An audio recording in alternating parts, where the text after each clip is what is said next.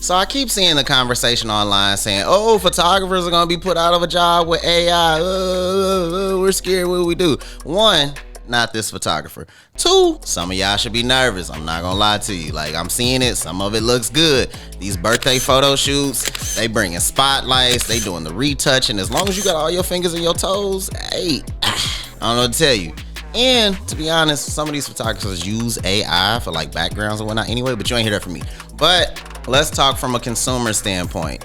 You're scrolling social media, you see this product, you click on the page, you're like, I think I like this. But when you click on the page, it's a bunch of AI photos, AI video, just fake content, computer generated, but the price tag is $2,500. Would you spend $2,500 on AI content? No. I mean, you shouldn't, at least, especially after 2020. Y'all was saying everybody was a scam likely and all this. So if you spend $2,500 on AI content, that's on you. But on the other side, let's say you're scrolling, you see a product or something and it's $25 and it's just a bunch of AI content. You might go ahead and do that for just $25. If you're selling low ticket, go for AI.